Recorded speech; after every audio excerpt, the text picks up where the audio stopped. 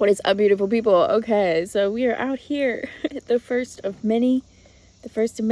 Everybody say hello to Luna. This is Luna. Luna, say hello. Yeah, that is Luna. I'm watching her for the next couple of weeks, and yeah, what's up? My name is Joanna. I am me.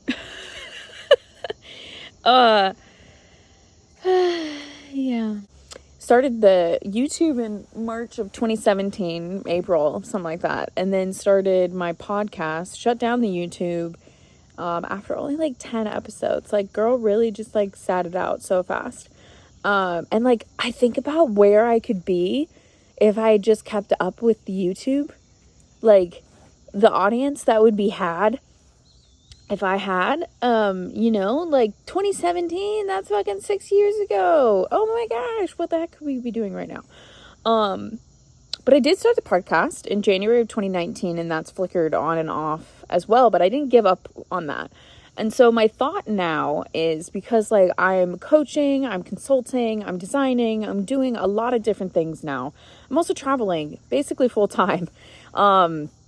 Especially this summer has like felt full time. And so like there's this like incredible opportunity to like actually share what is me and like my multi-passionateness on the internet and like, or on YouTube, and like put it all together in a way that like functions somehow. We're gonna figure it out.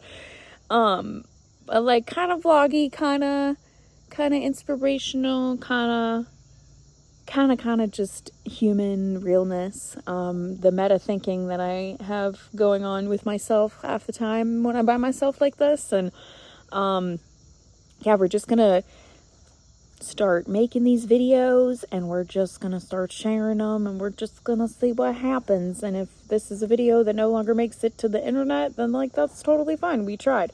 But I really have been feeling this call.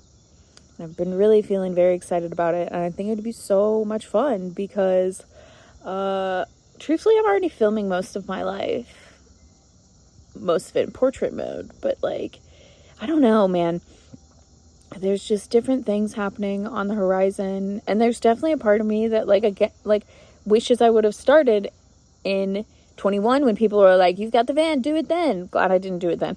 And then at the beginning of this year, there's so much stuff that could be there. But also, like, I think there was so much of this year that was me needing to figure out what this lifestyle really actually looked like. So in December of 22, I decided to not sign another lease and just dip out from Grand Rapids and live nomadically. And, Vagabond Joe 2.0, baby, what up? And the value of doing it in 2018 and fucking my shit up and falling on my face, like I can do it so much better. So, and like this year has been so beautiful. Like I spent the beginning of the year like chilling in Virginia, and then March and April was largely in Mexico, and that was absolutely amazing. Came back and went to Michigan, came back to Virginia, and Virginia, like where I'm from, Roanoke, is operating as the home base right now. But then, let's see, in June we went to San Francisco for the American Institute of Architects convention, because that's consulting work that I do. And then into June we went to Austria again, went to an F1 race with my family, and I may or may not be an F1 girly. According to my Instagram, I am an F1 girly. You go to one race and then your whole entire Explore page is just like F1. My friends love it. So anywho, let's see. And then I met my best friend in Spain, in Granada, and we basically sweated our bumskis off. Oh yeah, also in Austria, we were hosted by Moffy. And if y'all don't know Moffy, check out this flooring. It is the most pure, healthy product I have like ever seen, period, like on the market. And I used to be in a manufacturing world. Like that was what I did as a job before I went into coaching. So like, girl, no. And then I grew up in an architect's household. Like, girl, no products. This is an immaculate fucking product. And let me tell you, they are immaculate fucking hosts, because that was like one of the most beautiful experiences I've honestly ever had. And we were in Salzburg, Austria, and my mom's favorite movie is The Sound of Music, and that's part of why she loves Austria and Salzburg so, so much. And anyways, we were like hosted by this group. So like part of their marketing is like hosting people in the US or hosting people in Austria to come see the product. They host people. It's an amazing thing. So they take you on a tour of the factory, and then they host you in doing different like truly Austrian things. So we went to like a brewery the first night, and like a brew house, like true Austrian brew house with all of the things. And then oh my gosh, yeah, so my mom's favorite movie is The Sound of Music, and fucking loves it, right?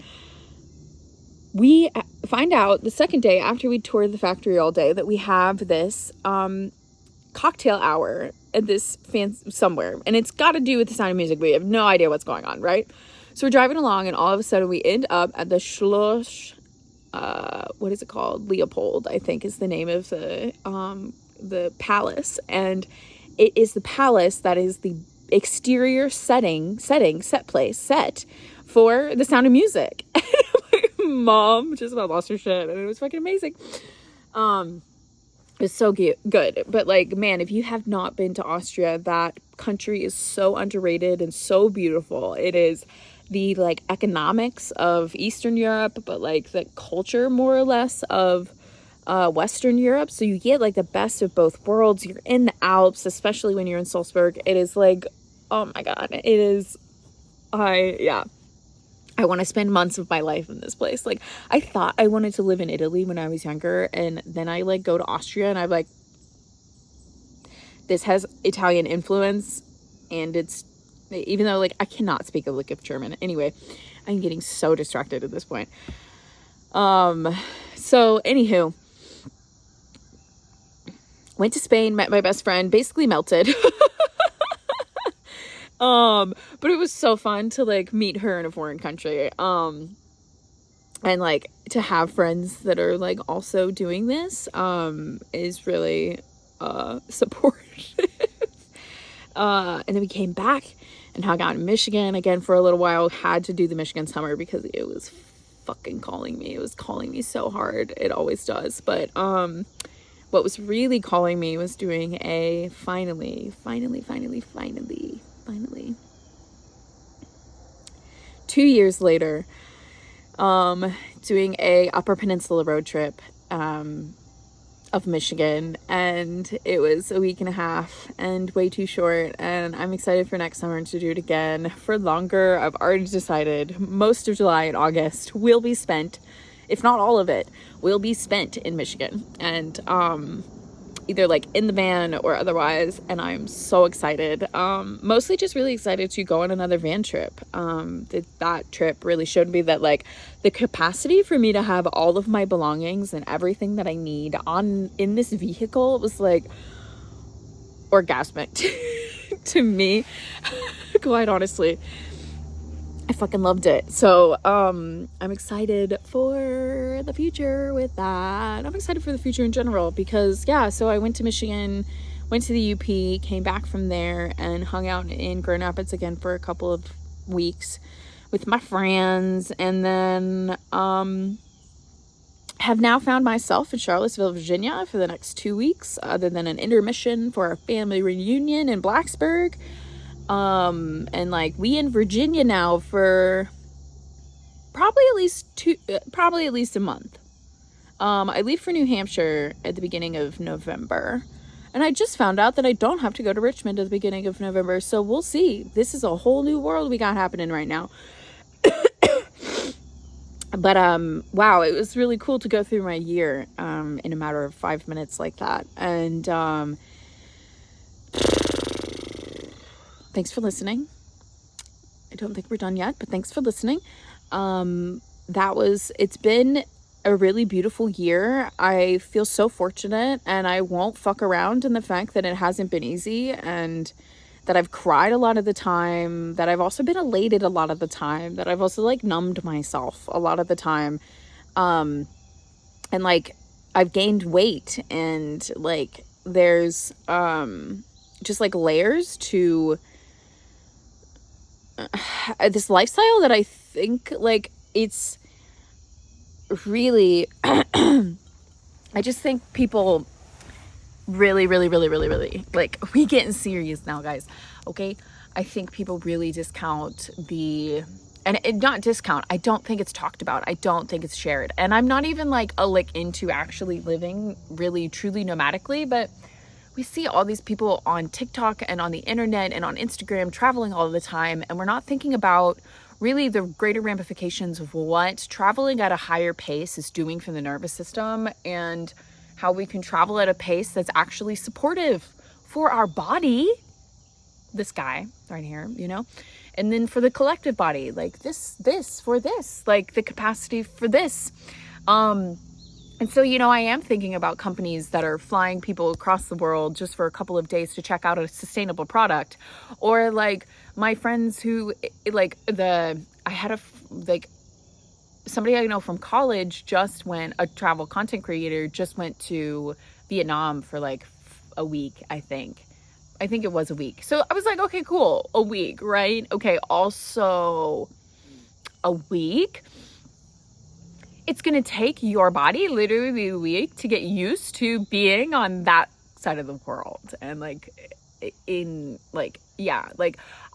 I arrived in Michigan, so this is how I know that this is all very real, because this whole entire year, and I felt this in 2018, like in particular of November of 2018, I literally did not stay in the same house for longer than 3 nights. And the level of dysregulation that I had to deal with in December and January after that was like wild to me. And I hadn't even learned about the nervous system at that point. And so I really, I was fucked up. It really screwed me up. And I really, I was dysregulated truly for like at least a month. And I see it this year too, of Austria, we moved around a lot. We were like not in a place for longer than 2 or 3 nights. And that really dysregulated my nervous system. And the way I was coping was with alcohol. Because that's how we do sometimes in Joanna's world. And, yeah. And then I can even see it, it's so back to back to back. So what happened after Spain, I had, a week there in that apartment, and then with my friend, and then I went to Madrid, flew out of Madrid, then came back to my mom's house, stayed at my mom's house. Then my dad's on my way to Michigan, so I stopped at his house for 1 night. So that's 3 different places that I finally got to my friend's house, where I was staying for the next 2 weeks. Well, actually just a week, and then we were going for a week. And so, but it was the quickest turnaround. So I fly from Madrid to Roanoke, obviously not direct, get into Roanoke, sleep there, turn around and drive to fix up the van and do a couple of other things, get myself prepped, drive to my dad's. And I'm still on European time at this point. And I kid you not, I could not, my body was not in the country. My body was in the country. My consciousness had not arrived. And then I'm at my dad's, and kind of the same deal. And then I go to Michigan. I drive 11 hours. So not only have I flown across the Atlantic Ocean, but then I decided to drive 11 hours to make sure that I got there for my friend's birthday. And, 2 of my friends' birthday, actually. So it was very well worth it in that regard. And, yeah. And, it's 11 hours. So then I get to Grand Rapids, and I kid you not, I'm in Grand Rapids for at least a week before I finally feel, which then I had to leave directly after that. It's then, it's we had, I cracked myself up. It took me straight up a week for my consciousness to get back to my body, and I could feel it coming from Europe to get to Roanoke, to get to Grand Rapids, for it to finally end up here. And I could it took so long for me to feel Grand Rapids I was there, I was actually there. And we forget about that when we travel, and that's why I also people who are going to Europe and going and seeing 3 different countries in a matter of a week or 2 weeks or whatever it is. I cannot promote that. And I want to host group trips at some point, and like I struggle with like I don't want to move at all. Like I'd rather find a centrally located place and then, you know, adventure from there, because truly the dysregulation of the nervous system is not worth it. It's more stressful, more like more stressful, more dysregulating. It causes you to get into a more like sympathetic state more often if you're moving. And to truly soak in on the consciousness level that I want to for these types of trips, it's just not a reality. I feel like we've got to really start thinking about like how we're actually affecting our nervous system when we're traveling like that, and like doing just the most with that type of stuff. It's just so much. Anyways, nobody thinks about it. And then, you know, you get back from those types of vacations and you're like, wow, I need a vacation for my vacation. And it's like, of course you do, because you didn't actually give your body a rest or a break or any sort of like relaxation or reset for you. So yeah. Anywho, in an effort to not have this be the longest video ever, I am so excited to begin just like sharing like this, more casually than like the podcast, it feels like, and just kind of seeing how these videos integrate with the greater brand. And we'll be back. There will be more conversation on consciousness next time. This is just an update. Okay. Over and out. I love you.